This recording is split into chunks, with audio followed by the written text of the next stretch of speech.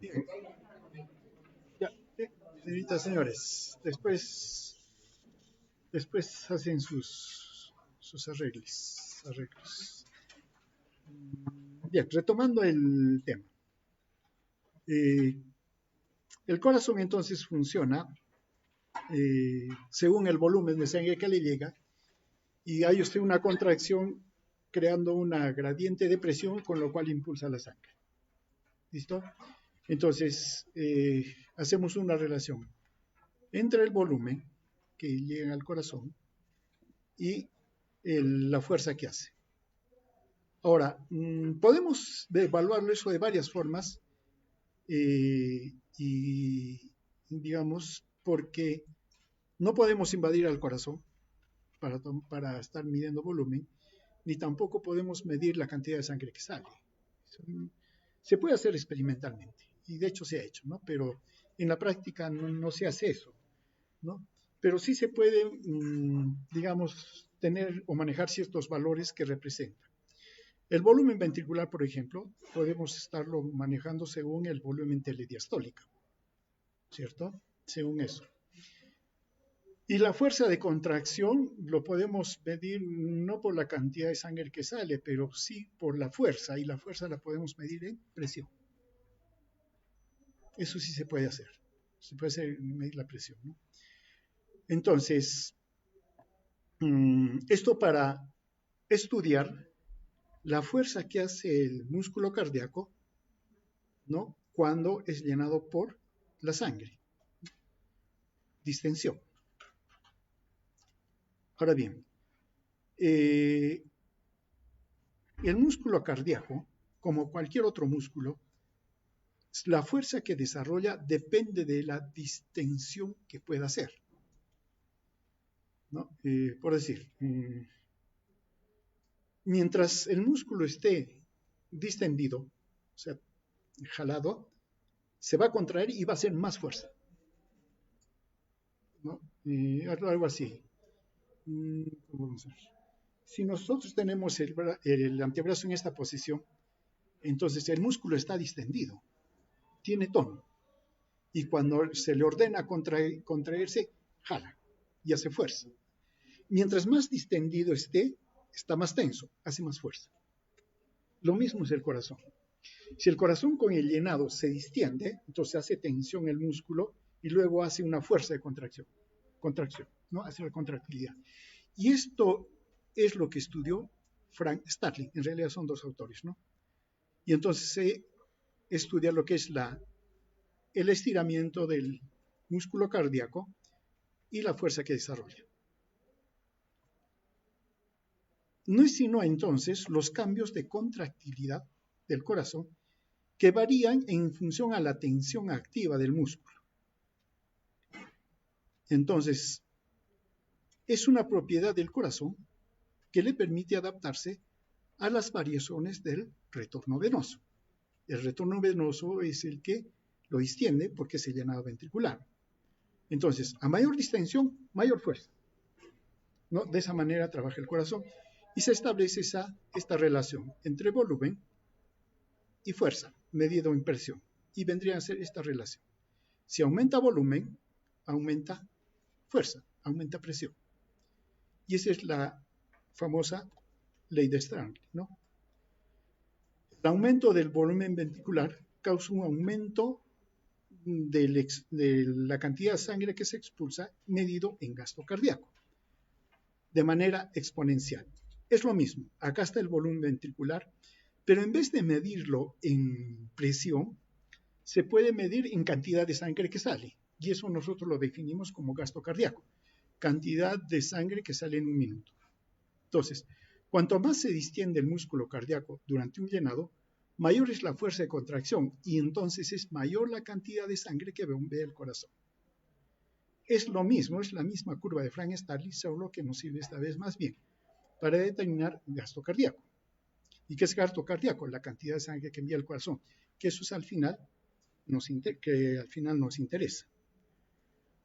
Esta es una relación, ¿no? El rendimiento ventricular visto en gasto cardíaco o en presión si quieren, Y este es el volumen diastólico final del corazón, que no es sino el estiramiento del cardíaco, ¿no?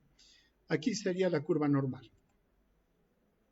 En ciertas condiciones esta curva se puede echar hacia el lado izquierdo, aquí. Esto sucede, por ejemplo, en el ejercicio, porque hay estímulos de ciertas hormonas que hacen que el corazón se contraiga con mayor fuerza. Entonces, si es así, entonces a una distensión, el corazón puede aumentar su fuerza, aumentando el rendimiento. Esto es por estímulos, por ejemplo, de la adrenalina, noradrenalina, etc. Pero también hay estados que sucede lo contrario, la curva se echa para el lado derecho. Por ejemplo, cuando hay un déficit, un estado de insuficiencia cardíaca.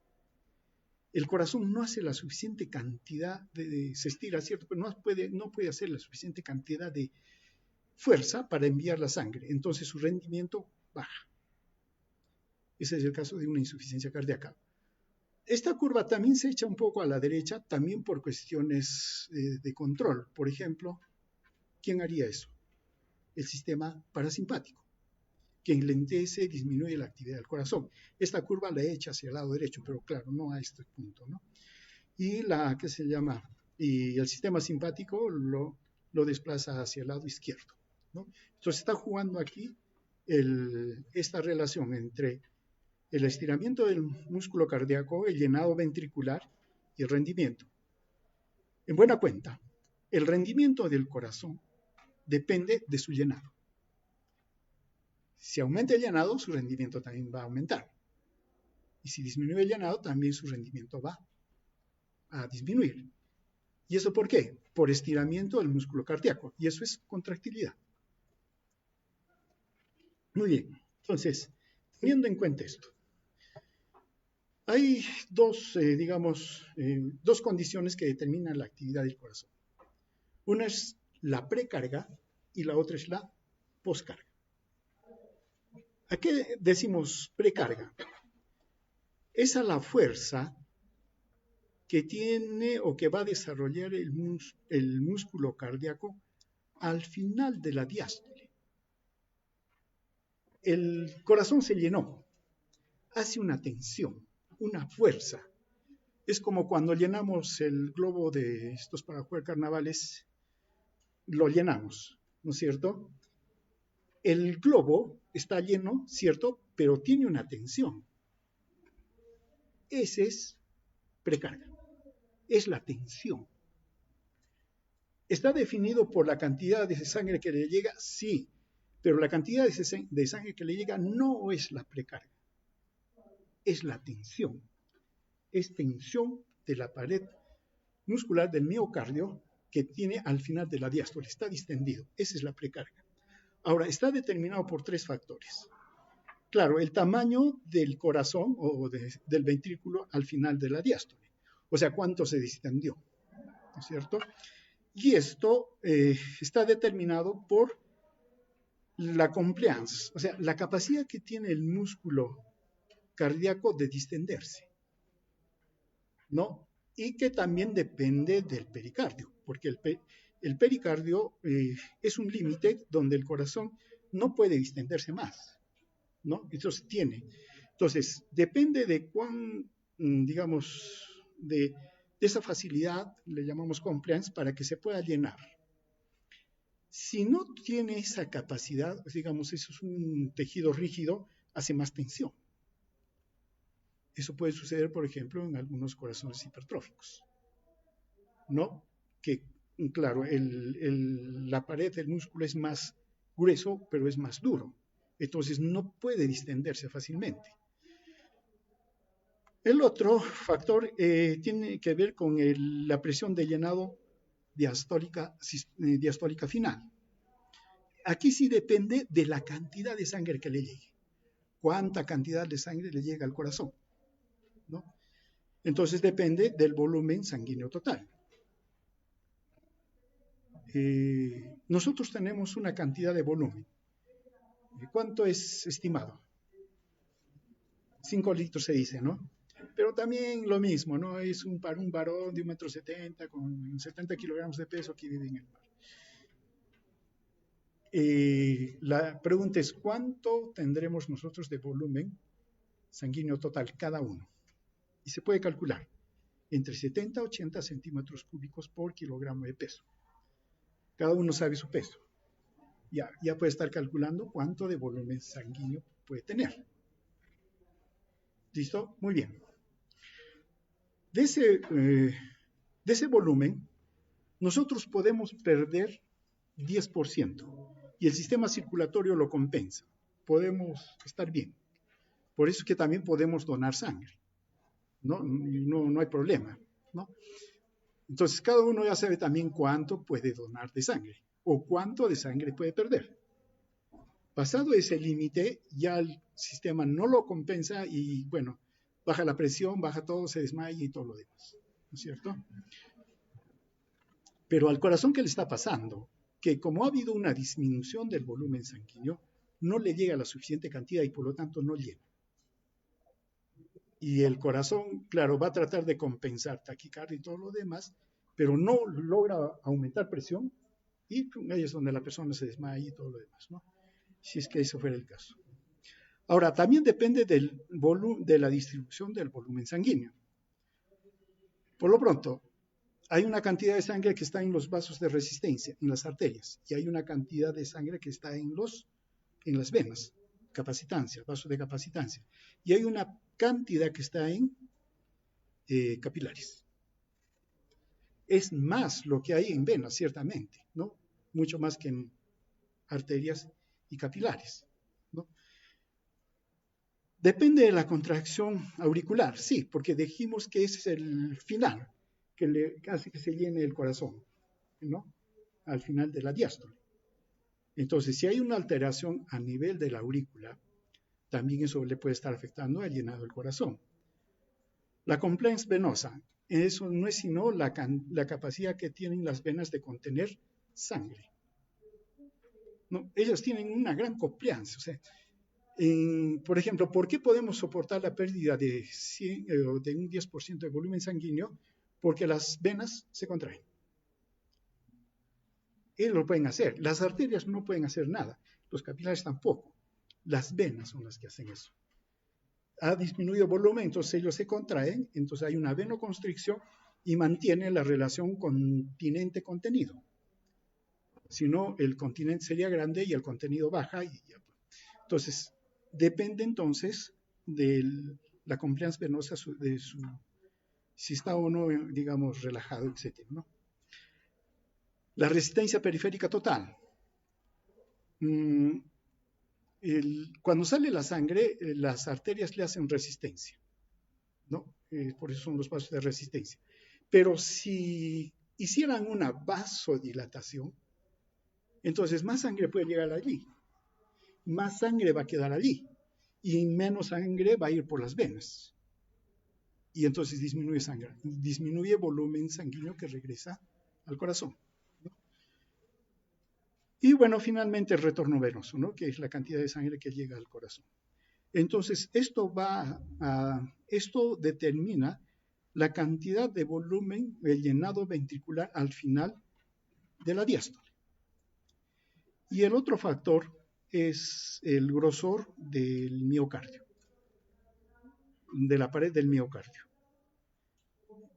Si el corazón, digamos, tiene su grosor, el ventrículo tiene su grosor y se distiende y puede contraer. Cuando hay una insuficiencia cardíaca al comienzo, por necesidad del corazón aumenta el grosor del músculo cardíaco. Esa es una hipertrofia. Es una respuesta normal, digamos, o lógica. Si uno hace bastante ejercicio y estimula y exige a los músculos hipertrofian, ¿no? Entonces se desarrolla. Lo mismo es el músculo. En un primer momento eso sirve para que pueda enviar la sangre. Por alguna razón está haciendo, ¿no? Ya es eso. Pero llega un momento en que ese grosor del músculo ya no es eficiente y es más bien un lastre y no puede contraerse. Entonces, si aumenta el grosor de la pared del ventrículo, eso va a determinar también su fuerza de contracción. En un comienzo podrá servir, pero luego, pasado un momento, ya no va a servir. Va a ser más bien una dificultad. Y hay dos tipos de hipertrofia. Una en la que se engruesa el músculo y el ventrículo queda reducido chiquito, ¿no? Y no es eficiente. O la otra donde hay una hipertrofia y la pared del ventrículo no es gruesa, pero sí se hace más grande. Es como un globo desinflado, ¿no? Pero tampoco sirve. Entonces, dependiendo del grosor de la pared, también entonces depende de la fuerza de contracción que va a desarrollar el músculo. Y son los tres factores que determinan la precarga. ¿Y qué es la precarga? Es la tensión que desarrolla la pared del ventrículo al final de la diástole. ¿Por qué? Porque ya se llenó. Usualmente decimos precargo a la cantidad de sangre que retorna, pero eso es solo un factor. Y la otra condición es la poscarga. ¿Qué es la poscarga? La poscarga no es sino la fuerza que hace el corazón en el momento que se contrae para enviar la sangre. Es esa fuerza, esa tensión, pero para impulsar la sangre. Esa es la poscarga. Usualmente a la poscarga la definimos como la resistencia que hace la aorta, ¿no? Entonces, pero no, eso también es solo un factor. ¿Cuáles son los factores que van a determinar la precarga o la poscarga?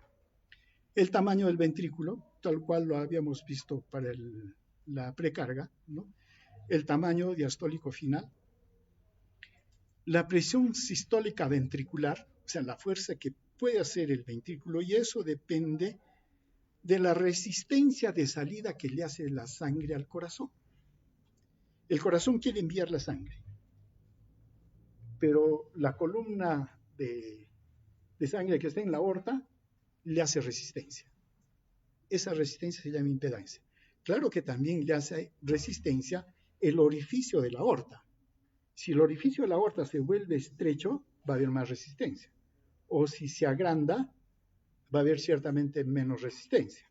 Eso también cuenta, ¿no? Dentro de los factores que determinan la impedancia está la presión arterial sistémica, claro, que vendría a ser la presión diastólica arterial, porque esa es constante, sí, es constante, no desaparece, y esta depende del volumen sanguíneo y de la resistencia periférica total, ¿no? Todas las arterias, sobre todo las arterias de pequeño calibre y las arteriolas, son las que hacen más resistencia que las arterias de mediano calibre o las arterias de gran calibre, como la aorta. Prácticamente ellas no hacen resistencia, son grandes. Pero las de pequeño calibre y arteriol, ellas sí son las que hacen resistencia. Y en realidad serían los verdaderos vasos de resistencia. Porque también ahí es donde el sistema parasimpático, simpático, hace control, ¿no? Tenemos la presión sistólica arterial, ¿no? Que es que está determinado por la presión de pulso. Veamos, la aorta hace una resistencia, ¿no? Al flujo sanguíneo. Cuando el corazón se contrae, envía la sangre, sale, ¿no es cierto?, hasta llegar a un máximo. Entonces, por así decir, empezamos con 80, pero llegó hasta 120. Esa diferencia es la presión de pulso. La diferencia entre la presión, en términos de presión que se mide en clínica, la presión de pulso es la diferencia entre la presión sistólica menos la presión diastólica. Esa es presión de pulso. El promedio es entre 50 a 30 milímetros de mercurio. Pero si esta presión de pulso aumenta, se hace 60, 70, entonces le va a hacer más resistencia al corazón. Es mucho más amplia la presión de pulso. Dicho sea de paso, eso hay que tomar en cuenta, ¿no? Porque miren, cuando uno mide la presión arterial, digamos 110-70, la diferencia 40, normal. Pero puede tener 130-60. Y 130 es normal. 60 también es normal. Pero la presión de pulso, ¿cuánto es? 60. Eso no es normal. Y las presiones con hipertensión arterial que tienen una diferencial de pulso mayor de 50 tienen más riesgos de infarto cardíaco. Eso hay que cuidar.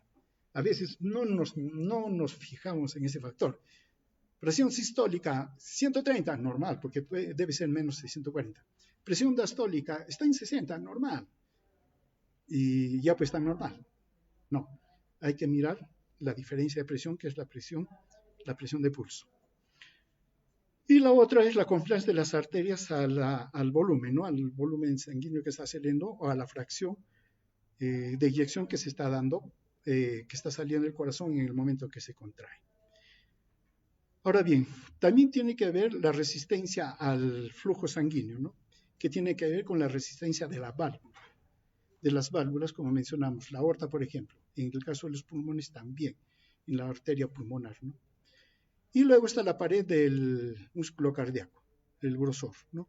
Lo mismo, ¿no? Si su grosor es normal o de repente hay una hipertrofia compensatoria por alguna razón, entonces que va a aumentar entonces la poscarga.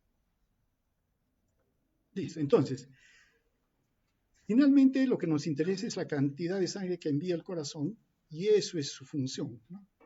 Ahora bien, hay factores intrínsecos que acabamos de mencionar, la precarga, la poscarga, la frecuencia cardíaca y la contractilidad. ¿No? De eso depende, son los factores intrínsecos. Los factores extrínsecos, claro, los factores reguladores, el sistema nervioso autónomo, factores pulmonares como la presión parcial de oxígeno, la presión parcial de CO2, catecolaminas circulantes, la coordinación coordinación de la contracción, ¿no? La duración entre la sístole auricular y la secuencia de activación ventricular, que lo hemos visto, ¿no?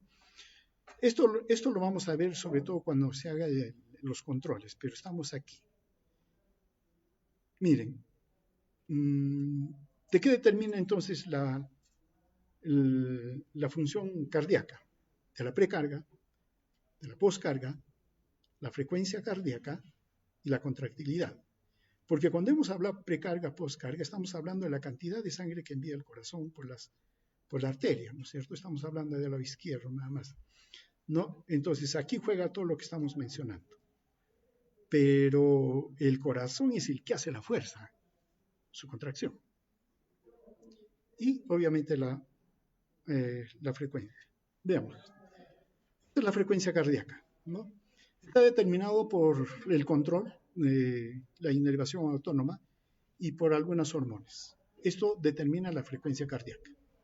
Por otro lado está el volumen diastólico final, el volumen sistólico final, que es la fracción de eyección. Y esa fracción de eyección es por cada latido. Si lo multiplicamos por la frecuencia, tenemos gasto cardíaco, que es la cantidad de sangre que se envía en un minuto. Claro, tenemos la fracción de eyección. ¿Cuánto es más o menos? ¿Cuánto es la fracción de eyección? 70-90. Frecuencia cardíaca, digamos 60. ¿Cuánto es la cantidad de sangre que envió el corazón?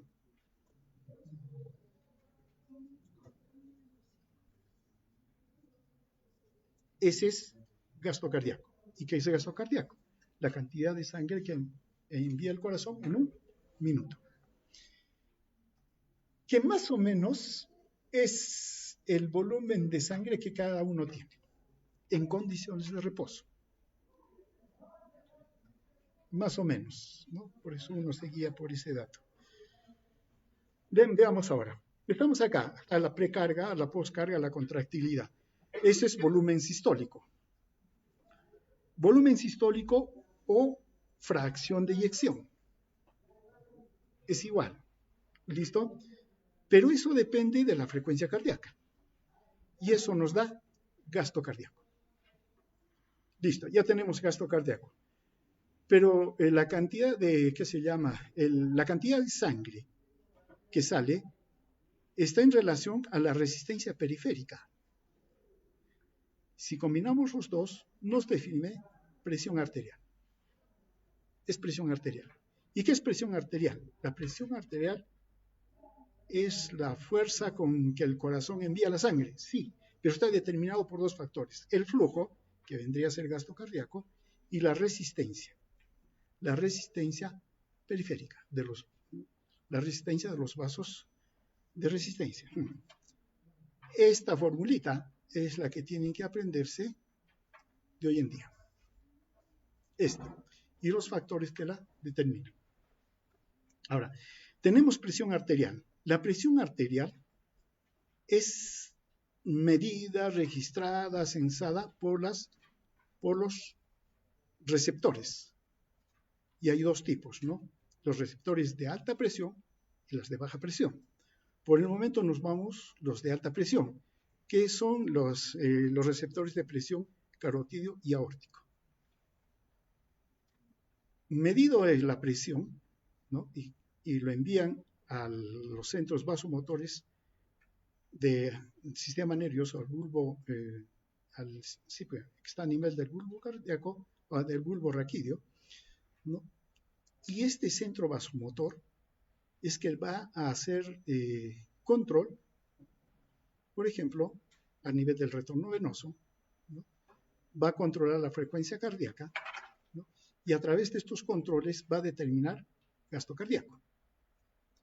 Si controla gasto cardíaco y también controla la resistencia periférica, controla la presión.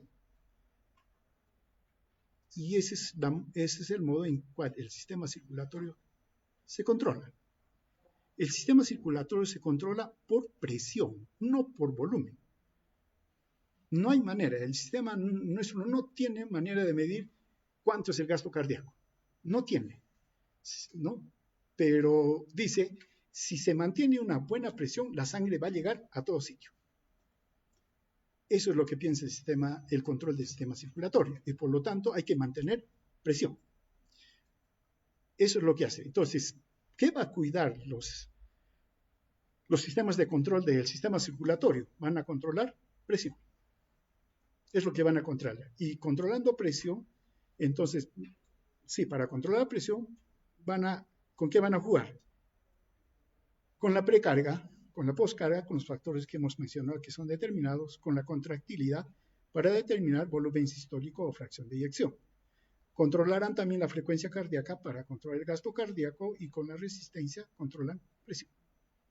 Y ese es, digamos, los determinantes de la función cardíaca. Listo. Hasta ahí todo lo que es mecánico.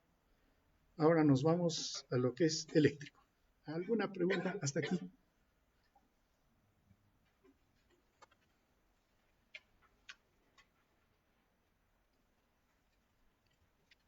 Muy bien.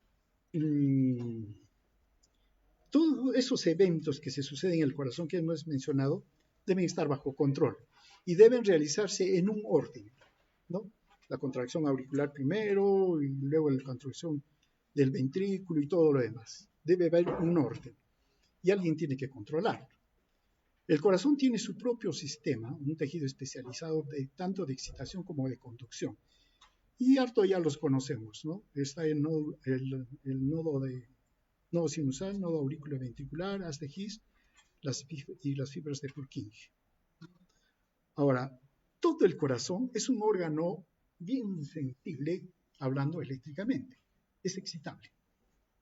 Entonces, de ahí partimos. Pero este otro sistema es también tejido cardíaco, pero que no tiene fibras de contracción, no tiene actina, miocina, ahí sí lo tiene muy poco. Entonces, no están hechos para la contracción, pero sí para la conducción y crear un impulso. Tenemos el nodo sinusal, ¿no? Las fibras internodales, ¿no? Y el haz de Bachmann, que también se llama que, claro, en el nodo sinusal está ¿dónde está? En la aurícula derecha, pero para que llegue este impulso es a través de este haz, ¿no?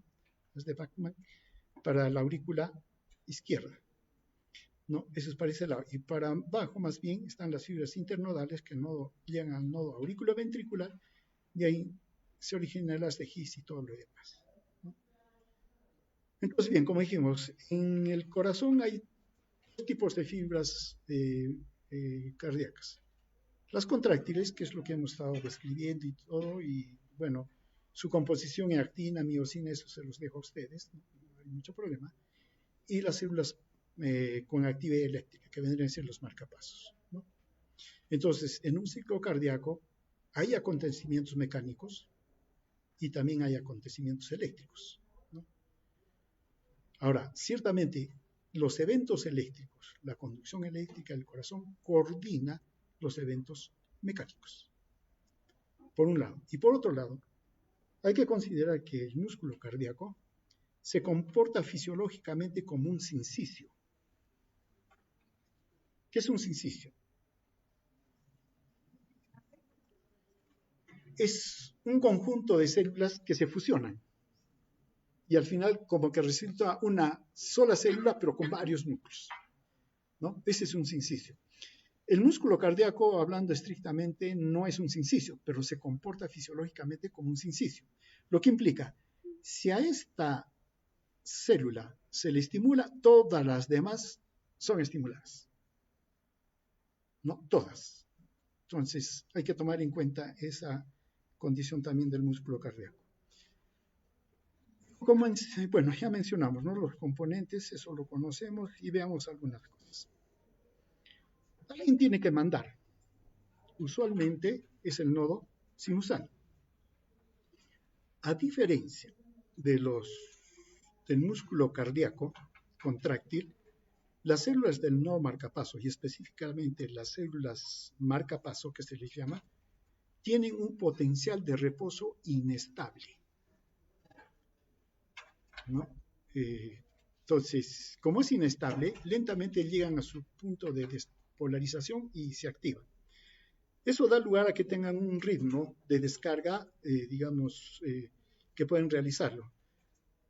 Números más, números menos, en el nodo sinusal, él puede descargar entre 60 a 100 veces por minuto. Las fibras internodales no hacen descargas, solo conducen hasta el nodo auriculoventricular. Y el nodo auriculoventricular puede también descargar, ¿no?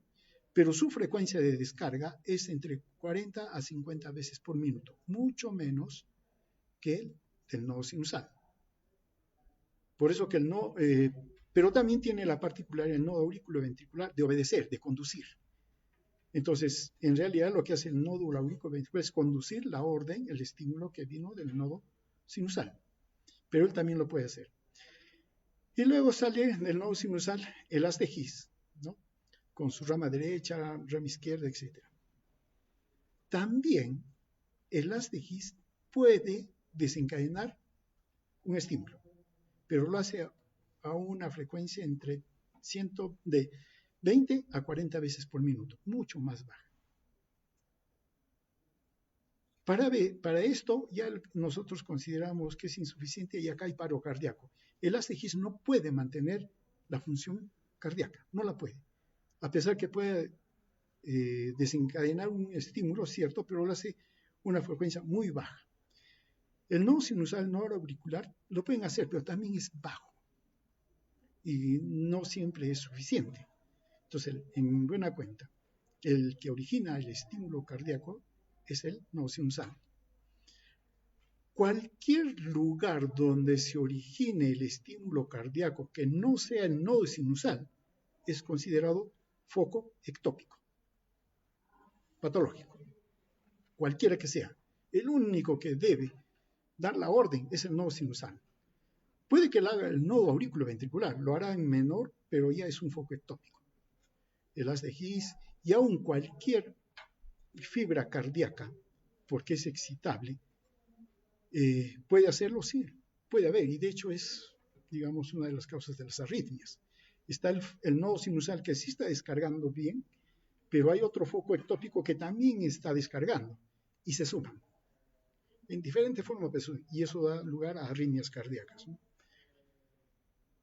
Bueno, lo que mencionamos, ¿no? El nodo sinusal descarga, la actividad del nodo sinusal se despolariza, tiene las células marcapaso. Esto va a dar lugar a una transmisión hacia el nodo auriculoventricular, que tiene un tiempo. Acá está mejor. Si hablamos solamente de la conducción, el nodo sinoauricular o sinusal puede conducir, de hecho conduce a una velocidad de 1/10 de metro por segundo. Esa es su velocidad, ¿no? Las fibras internodales, o la conducción auricular, a una velocidad de 1 metro por segundo, hasta el nodo auriculoventricular. El nodo auriculoventricular puede conducir a una velocidad de 5 centésimas de metro por segundo. Y el haz de His a 1 metro por segundo. ¿Quiénes conducen más rápidamente entonces? El músculo auricular y el haz de His. Pero miren, las fibras de Purkinje a 4 metros por segundo. Mucho más rápido. Y el ventrículo mismo, el músculo cardíaco, a 1 metro por segundo. Ahora, esto tiene una importancia, ¿no? Claro, para mantener el ritmo y la secuencia y todo lo demás, de acuerdo. Pero ¿por qué más rápido las fibras de Purkinje? O sea, aquí estamos ya. Porque estas fibras musculares que están en el ápex son las que primero tienen que contraerse antes que las fibras musculares que están alrededor del atrio. ¿Por qué? Si esta es la cavidad y el corazón se contrae, haría esto. Atraparía sangre en medio. Tiene que hacer esto. Esto tiene que hacer. ¿Para qué? Para como exprimir la sangre y sacarlo por las válvulas. Entonces, ¿quién tiene que contraerse primero? Las fibras que están en el ápex. Por eso que las fibras de Purkinje lo conducen rápidamente y son las primeras en contraerse. Luego las demás ya siguen, ¿no? Si no, como digo, caso contrario, el corazón se contrae y haría esto, atrapando sangre. Pero hace esto. Esa es su forma en que trabaja, ¿no? Ahora, estas células, que son eléctricas, tienen algunas propiedades. El automatismo, ¿no?, que determina la frecuencia en la cual va a haber los eventos cardíacos, eso se llama cronotropismo, la excitabilidad, que es el vasmotropismo, la conductibilidad, que es el dromotropismo, la contractilidad, que es el inotropismo, y la relajación, que es lucitropismo.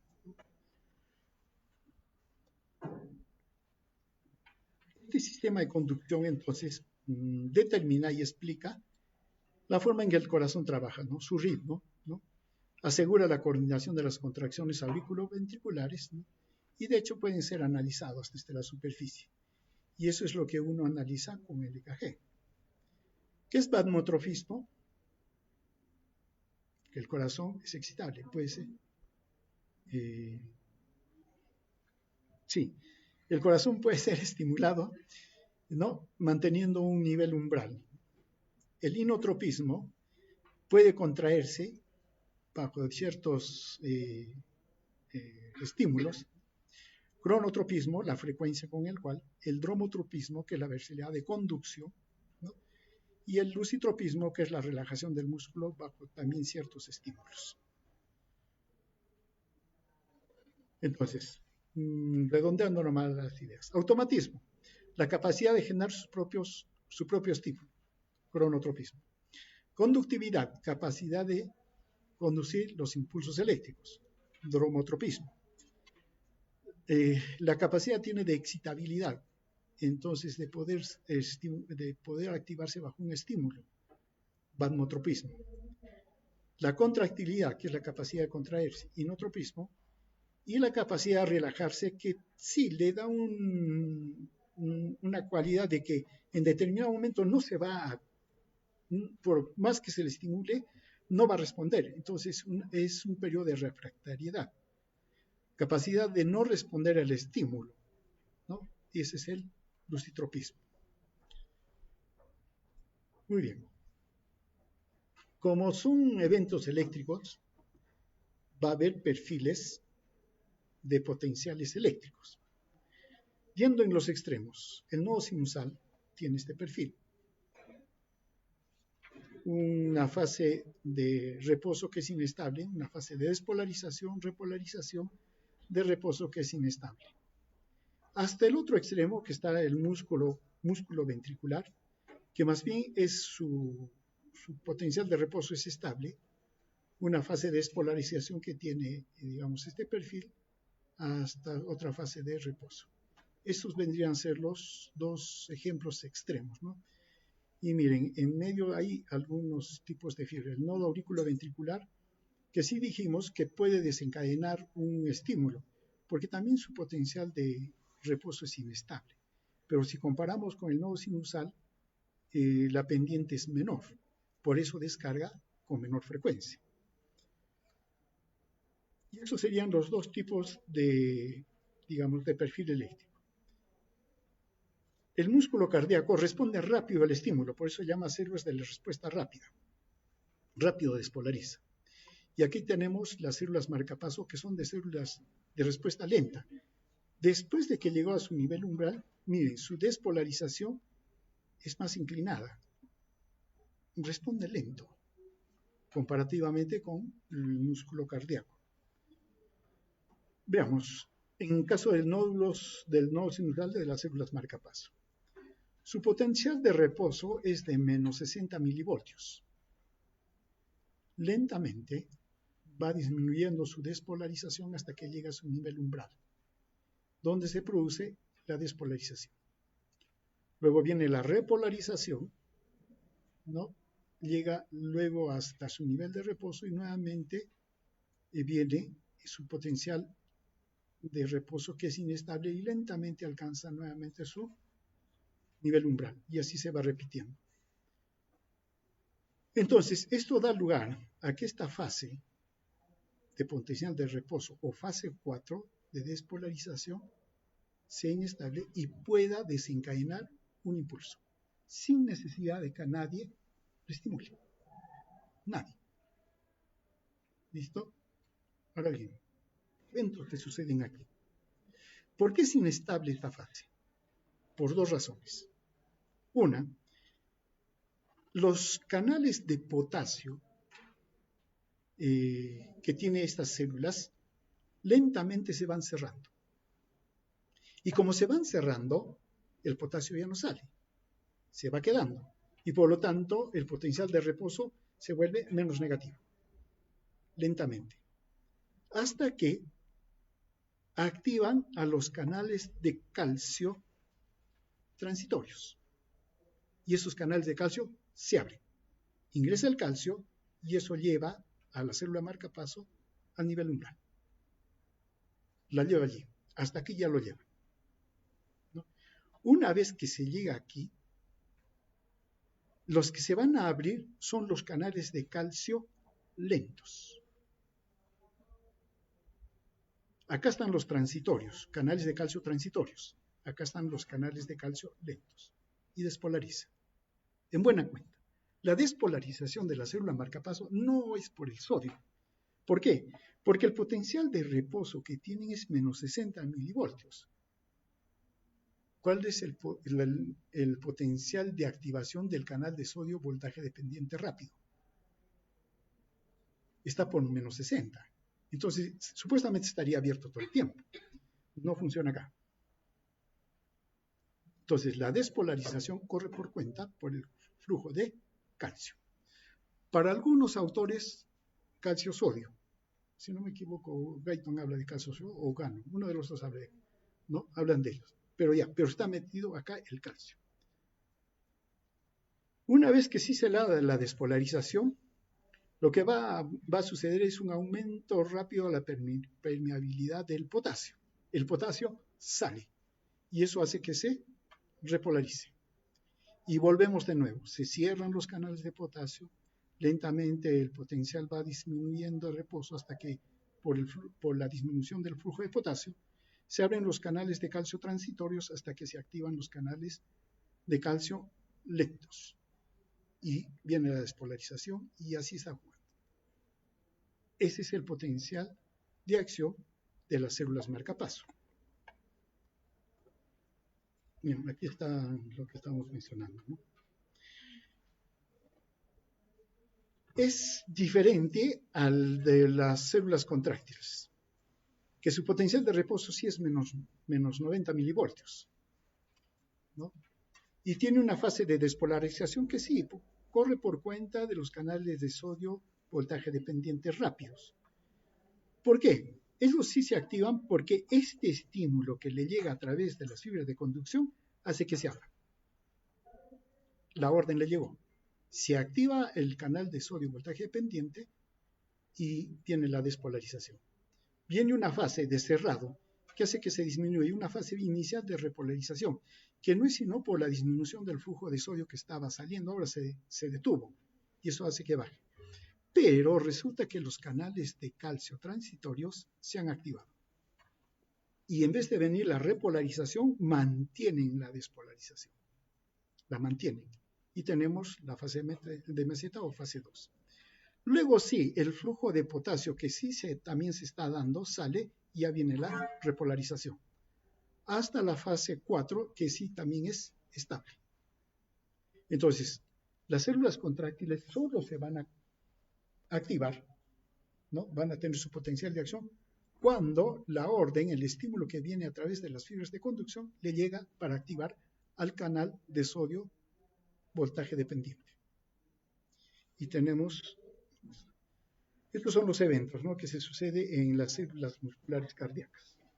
Una fase 0 de despolarización rápida, ¿no?, por los canales de sodio voltaje dependientes, una fase de repolarización inicial, 1, la fase 2, la fase de plata o meseta que se le llama, por los canales de calcio, ¿no?, que mantiene la repolarización que se da por los canales de potasio, ¿no? Y luego tenemos la fase de reposo. Y esto está hablando, digamos, comparativamente entre los dos tipos de células, ¿no?, que vienen a ser. Y aquí estarían el perfil de una célula contráctil y una célula marcapaso. Potencial rápido, potencial lento. Acá viene la segunda tarea.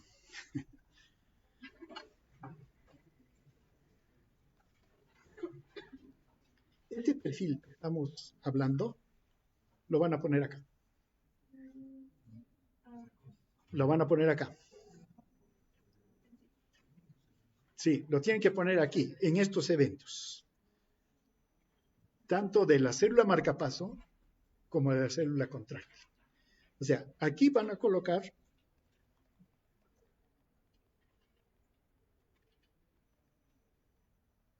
estas dos cosas, estos dos perfiles.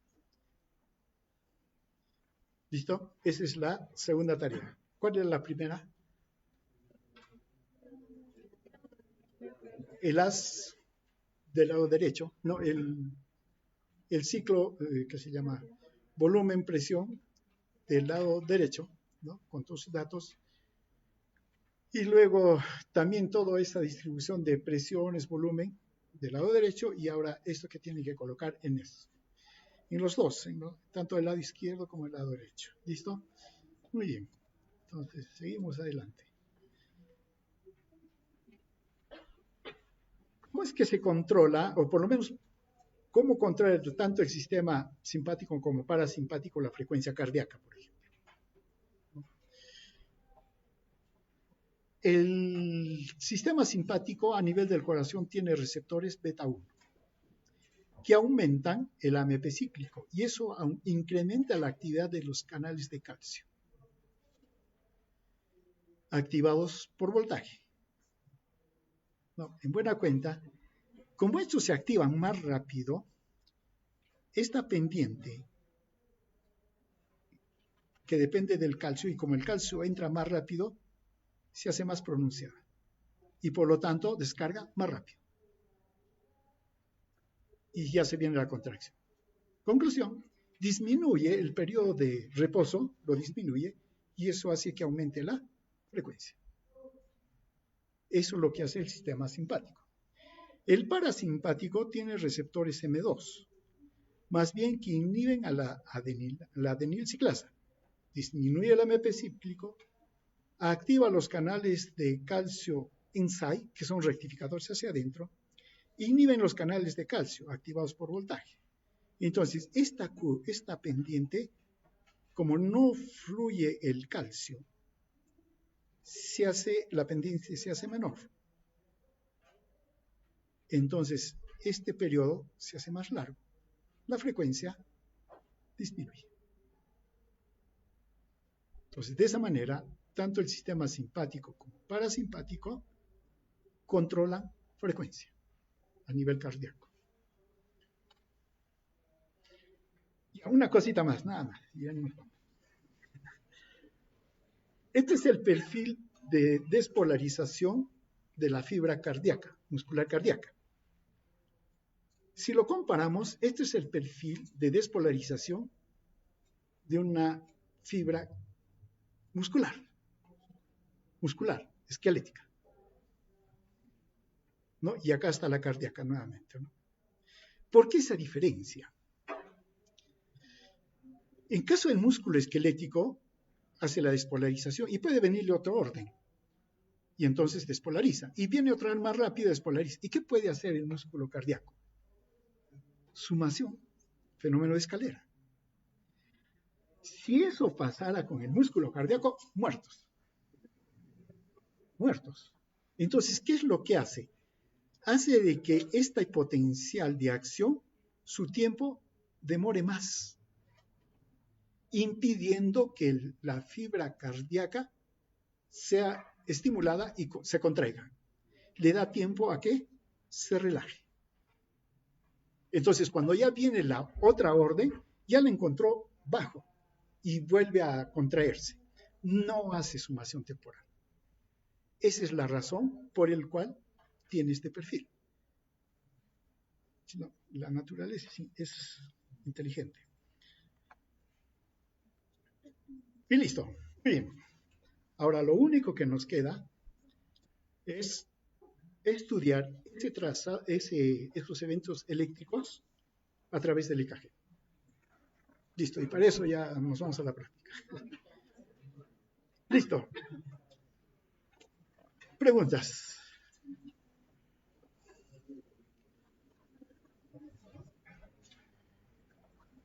¿No hay preguntas?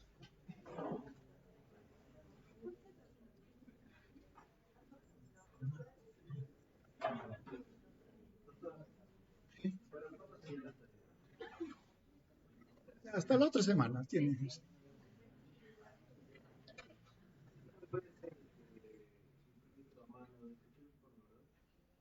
Como son gráficos, ¿no? Ya, todos gráficos. Y cuando estemos discutiendo, ahí van a sustentar sus gráficos. La última.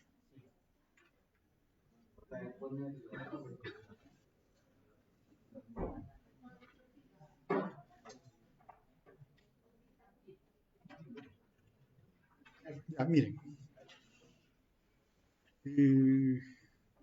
Los eventos eléctricos preceden a los eventos mecánicos. Y los eventos mecánicos se dan en función a los eventos eléctricos. Listo, muy bien. Acá tenemos este perfil de la célula marcapaso. En algún momento de todo esto, debe darse. En algún momento. La repolarización también en algún momento tiene que darse. ¿Cierto? O sea, hay que ponerlo aquí. ¿En qué momento? ¿Qué sé yo? Pues de repente aquí, ¿no? Se da la despolarización. Puede ser ahí. No sé. Eso sería de la célula marcapaso. ¿No? Pero también la célula contráctil tiene su momento. Una fase de despolarización, su fase MZ y su fase de repolarización, ¿no? Y así se va repitiendo.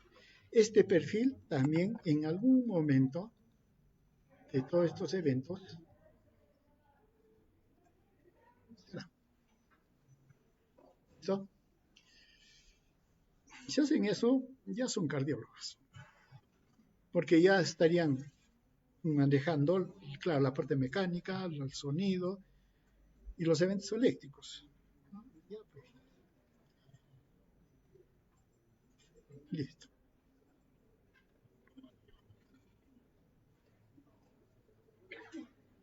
Y esta fórmula que sí no deben olvidarse. para nada. Bien, entonces, si no hay preguntas, por subgrupo. Por subgrupo. Por subgrupo. Sí, porque lo que vamos a hacer tanto en EKG como en espirometría es por subgrupo. Listo. Muy bien. Vámonos entonces, si no hay preguntas. Vamos a estar al tanto. Si mañana no hay toma de local, ya, nos vamos a la parte virtual. Le comunico. Sí. Sí, es que si no, no vamos a terminar. ¿Eh? Está largo esto.